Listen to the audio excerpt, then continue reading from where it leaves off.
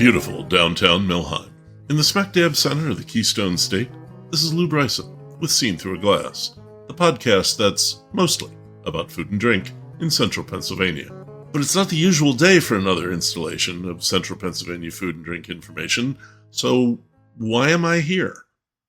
Well, I've been saying for a few months now that a likely time crunch was looming between finishing the new book and preparing for my son's wedding in late August, and here it is. We've got a wedding shower in Philly this weekend, and I'm smoking salmon and a pork shoulder for that tomorrow and prepping a whiskey tasting for some of the guests, plus all the regular stuff for getting set for a big family party that's 4 hours away.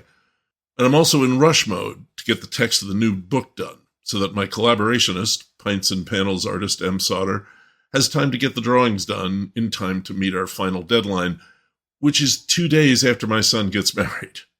As Pris Humperdinck said in The Princess Bride, I'm swamped. I just don't have time to get the episode done for this week. I have the interview taped. I did some fun visits around it. I got some good eats, including some chocolates we're still enjoying. And I've got drinks to talk about, but I need to edit the interview and actually write the script. I've even got 2 more interviews already scheduled, one of them with a couple of brewers who made a batch of a uniquely Pennsylvania beer. So I'll be back next week on July 16th with the regular 10:30 a.m. drop, and we'll restart the usual 2-week schedule from there. And that's about all, but how about I tell you what I'm drinking today, because I could use a drink. There was a lot of trash talk on social media yesterday about the U.S. men's team losing to Belgium in the World Cup, which, okay, that's sports fandom. Then they had to bring drinks into it. And Belgian fans said, we have been making beer centuries longer than they've been a country, and overlooking that we've also been making beer longer than Belgium has been a country. It's true, by at least 2 centuries.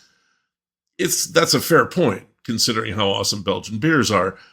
But then this guy Fishwater5 on Blue Sky said something so ridiculous.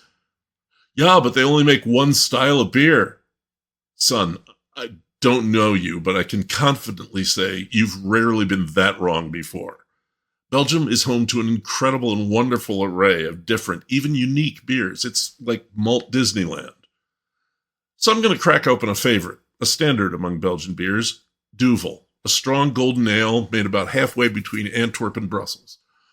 I had my first Duvel back in 1982 at a bar in Lancaster, Pennsylvania. We'd never seen or heard of it, but we were adventurous. I remember the label had a small note on it, pour slowly. And I remember that we literally laughed at that.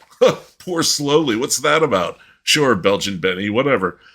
And we dumped it into the glass, and it foamed up tremendously, and the bartender laughed and laughed.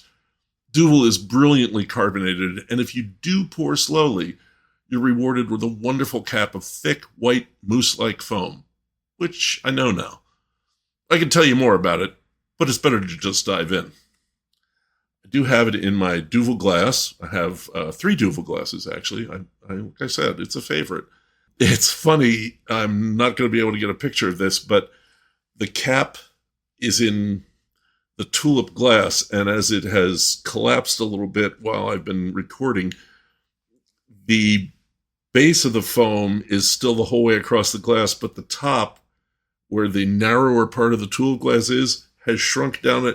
It looks like my beer is wearing a hat. It's got this little cone of foam in the middle and then the broader foam beneath. Golden underneath. Slightly translucent, not really hazy, but, well, and the smell. Belgian ales like this have a uniquely spicy, sweet, candy, wonderful nose. Wow. This is hard to even describe. Again, brightly carbonated, but wow. Sweet, but a little bit tart.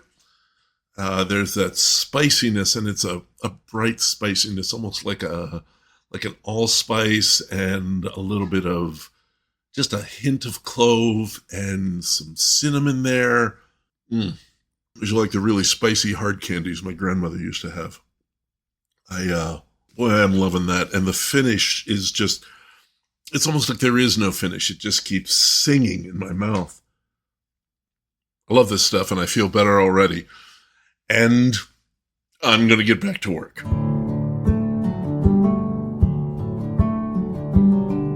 I hope you all had a good 4th of July. We had friends over, grilled hot dogs, ate tater salad and pie, drank some drinks, and then watched Davy Grubbs set off an amazing set of fireworks from beautiful downtown Melheim.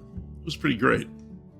Remember, I'll see you back here next week on July 16th after the wedding shower for that episode about the best beer bar you've probably never heard of. And until then, thanks for your patience and thanks for listening. This is Lou Bryson on Seen Through a Glass from the smack dab center of the Keystone State.